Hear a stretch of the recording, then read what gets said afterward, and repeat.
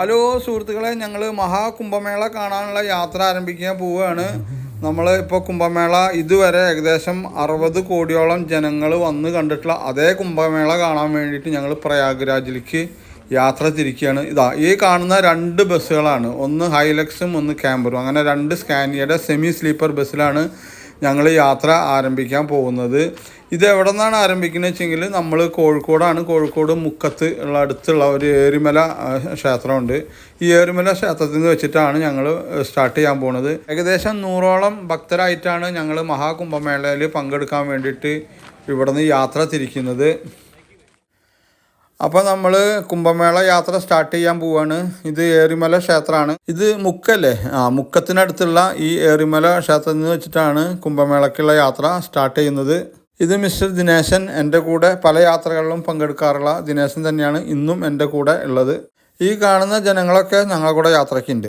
അപ്പോൾ ഞങ്ങൾ യാത്ര സ്റ്റാർട്ട് ചെയ്തിരിക്കുകയാണ്. എങ്ങനെയാണ് പോകുന്നത് വെച്ചെങ്കിൽ നമ്മൾ വയനാട് ചുരം, അതായത് താമരശ്ശേരി ചുരം കയറി വയനാട്, അത് കഴിഞ്ഞ് ബന്ദിപ്പൂർ വഴി മൈസൂരിൽ നിന്ന് ബാംഗ്ലൂരിൽ നിന്ന് ആന്ധ്രാപ്രദേശ്, മധ്യപ്രദേശ്, UP, അങ്ങനെയാണ് ഞങ്ങൾ യാത്ര ആരംഭിക്കുന്നത്, അല്ലെച്ചെങ്കിൽ യാത്ര പോകുന്നത്. അതുമാത്രമല്ല, പോണ വഴിയിൽ നമ്മൾ ഭക്ഷണമൊക്കെ സ്വന്തമായിട്ട് പ്രിപ്പയർ ചെയ്യാണ് വഴിയിലൊക്കെ നിർത്തിയിട്ട്. അപ്പോൾ അതിൻ്റെ സാധനങ്ങളൊക്കെ കയറ്റി നമ്മൾ ഓൾറെഡി യാത്ര ആരംഭിച്ചിരിക്കുകയാണ്. അപ്പോൾ ഈ കാണുന്നതാണ് ഞാൻ യാത്ര ചെയ്യുന്ന ബസ്സിലെ ഞങ്ങളുടെ സഹയാത്രികർ. ഏകദേശം 50ഓളം പേര് കൂടിയിട്ടാണ് ഇപ്പോൾ ഈ ഒരു ബസ്സിലുള്ളത്. അതേമാതിരി തന്നെ അടുത്ത ബസ്സിലും ഏകദേശം 50ഓളം ഭക്തർ യാത്ര ചെയ്യുന്നുണ്ട്.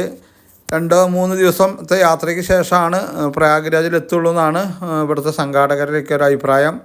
ഇപ്പോൾ നമ്മുടെ ബസ് പോയിക്കൊണ്ടിരിക്കുന്നത് ബന്ദിപ്പൂർ വനമേഖലയിൽ കൂടെയാണ്. അതുമാത്രമല്ല, ബന്ദിപ്പൂർ വനമേഖലയൊക്കെ ഒരു ഡ്രൈയുടെ ഒരവസ്ഥയാണ്. അതുകൊണ്ട് ആ പച്ചപ്പൊക്കെ നഷ്ടപ്പെട്ടിട്ടുണ്ട്. അത് ജസ്റ്റ് ഞാൻ പറഞ്ഞതെന്ന് മാത്രം. ഇപ്പോൾ ഞങ്ങൾ ബന്ദിപ്പൂർ കഴിഞ്ഞ് ഏകദേശം മൈസൂരിനോട് അടുത്തിരിക്കുകയാണ്. എന്ന് മാത്രമല്ല, സൂര്യൻ താഴ്ന്നുകൊണ്ടിരിക്കുന്ന ഒരവസ്ഥ, നല്ലൊരു സൂര്യാസ്തമനം കണ്ടുകൊണ്ട് ഇവിടെ ഒരു ചായ കുടിക്കാൻ വേണ്ടി നിർത്തിയിരിക്കുകയാണ് കേട്ടോ. അപ്പോൾ ഞങ്ങൾ ചായ കുടിച്ചിട്ടാണ്, ചെറിയ ലേറ്റായിട്ടുള്ള ഓരോ ചായ കുടിച്ചിട്ട് പോകാമെന്നുള്ള പരിപാടിയിൽ വണ്ടി നിർത്തി വെക്കുകയാണ്. വളരെ മനോഹരമായിട്ടുള്ള ഒരു സന്ധ്യ അല്ലേ. പിന്നെ ഇവിടെ എന്ന് പറഞ്ഞു കഴിഞ്ഞാൽ കുറേ ഫ്രൂട്ട്സൊക്കെ വളരെ ചീപ്പാണ്. കണ്ടോ, നമ്മളെ ചക്കരമത്ത, വാട്ടർമെലൻ എന്ന് പറയും, അതേമാതിരി ഈ പപ്പായൊക്കെ വളരെ ചീപ്പിന് കിട്ടുന്ന ഒരു ഏരിയയിലാണ് ഇപ്പോൾ വണ്ടി നിർത്തിയിട്ടുള്ളത്.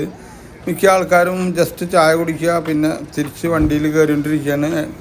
അപ്പോൾ വീണ്ടും ഞങ്ങൾ യാത്ര തുടങ്ങിയിരിക്കുകയാണ്. പിന്നെ ഇനി അതിൻ്റെ ഇടയിൽ ഒന്നുകൂടി നിർത്തും, എന്നിട്ട് ഡിന്നർ കഴിക്കുക എന്നുള്ളത് മാത്രമേ ഉള്ളൂ. അത് കഴിഞ്ഞാൽ കണ്ടിന്യൂസ് യാത്രയാണ് നാളെ നേരം വെളുക്കുന്നത് വരെ. ഞങ്ങളിപ്പോൾ തെലുങ്കാനയിലേക്ക് കടന്നേക്കാണ്. അപ്പോൾ ആദ്യത്തെ ടോളാണ് ഇവിടുത്തെ. വേണ്ട,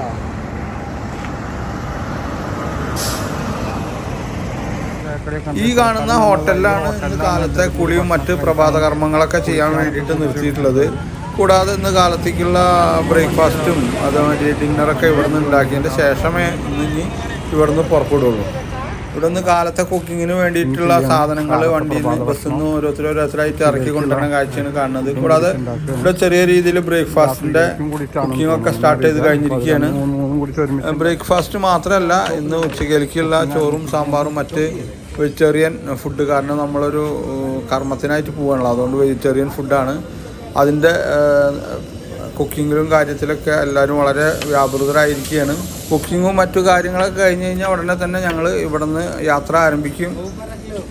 പ്രതീക്ഷിതമായിട്ട് ഞങ്ങളുടെ ബസ്സിൻ്റെ ടയറിൻ്റെ റീസോള് പൊട്ടി, അതുകൊണ്ട് വണ്ടി നിർത്തിയിട്ടേക്കാണ്. അപ്പോൾ തൊട്ടടുത്ത് കണ്ട ഒരു പാടശേഖരം, വളരെ മനോഹരമായിട്ട് കൃഷി നടത്തുന്ന, നല്ല രീതിയിൽ കൃഷി നടത്തുന്ന ഒരു പാടശേഖരം കണ്ടപ്പോൾ അതിൻ്റെ കുറച്ച് വീഡിയോസ് എടുത്തു എന്ന് മാത്രം, അത് നിങ്ങൾക്ക് കാണിക്കാൻ. ഇതിൻ്റെ ഒരു പ്രത്യേകത എന്താണെന്ന് വെച്ചെങ്കിൽ, ഈ പാടശേഖരത്തിൽ പല സ്ഥലത്തും വലിയ പാറക്കെട്ടുകളാണ്, കരിങ്കൽ പാറകളാണ് കാണുന്നത്. കണ്ട. അപ്പോൾ റീസോള് പൊട്ടിയ ടയർ മാറ്റിയിട്ട് സ്റ്റെപ്പിന് ഇടുകയാണ്.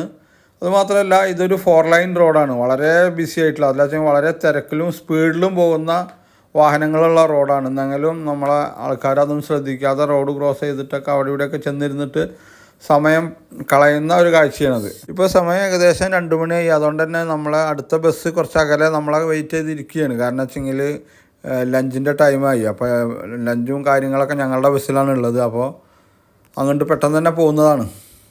അപ്പോൾ ഇവിടെ വെച്ചിട്ടാണ് നമ്മൾ ലഞ്ച് കഴിക്കാനുള്ള തയ്യാറെടുപ്പ് എടുക്കുന്നത്. അതുമാത്രമല്ല, ഇവിടെ ഒരു അടച്ചിട്ട ഒരു വരി ഷോപ്പുണ്ട്, കുറച്ച് കടകൾ. അപ്പോൾ അവിടെ വളരെ സുഖമായിട്ട് ഇരുന്ന് കഴിക്കാമല്ലോ വെച്ചിട്ട് ഇവിടെ നമ്മളെല്ലാവരും ഭക്ഷണം കഴിക്കുന്ന തിരക്കിലാണ്.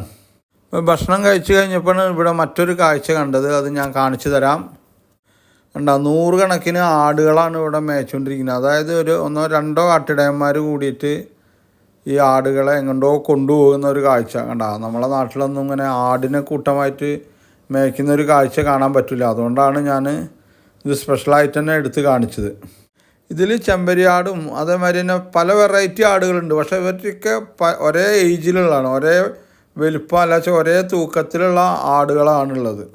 ആടുകളൊക്കെ ഇപ്പോൾ റോഡ് ക്രോസ് ചെയ്യാൻ വേണ്ടി നിൽക്കുകയാണ്. വളരെ അനുസരണയോട് കൂടിയിട്ടാണ് കേട്ടോ നിൽക്കുന്നത്. കാരണം ഇവരൊരു ഇൻസ്ട്രക്ഷൻ കിട്ടുമ്പോൾ മാത്രമേ ഇത് റോഡ് ക്രോസ് ചെയ്യുള്ളൂ. അതുവരെ ഇങ്ങനെ വെയിറ്റ് ചെയ്ത് നിൽക്കുന്ന ഒരു കാഴ്ച, അതൊരു മനോഹരം തന്നെയാണ്. വളരെ അപ്രതീക്ഷിതമായിട്ടാണ് ഈ ആടുകളുടെ ഈ ഒരു കാഴ്ച കണ്ടത്. അപ്പോൾ അതൊന്നും ജസ്റ്റ് പകർത്തിയെന്നുള്ളൂ കേട്ടോ. അപ്പോൾ ഇപ്പോൾ ഞങ്ങൾ ഹൈദരാബാദിലേക്ക് കടന്നു നിൽക്കുകയാണ് കേട്ടോ. ഏകദേശം രാത്രി 9-10 മണിയൊക്കെ ആയി. ഡിന്നറൊക്കെ കഴിച്ചു. ഇനി നമ്മളെല്ലാവരും ഉറങ്ങാനുള്ള തയ്യാറെടുപ്പിലാണ്. അതുമല്ല, വാഹനം കണ്ടിന്യൂ ആയിട്ട് ഓടിക്കൊണ്ടിരിക്കും നേരം വെളുക്കുന്നത് വരെ. അവർ 2 ഡ്രൈവർമാർ മാറി മാറി ഓടിച്ചിട്ടാണ് വണ്ടി കൊണ്ടുപോകുന്നത്. അപ്പോൾ ബാക്കി അടുത്ത എപ്പിസോഡിൽ കാണാം.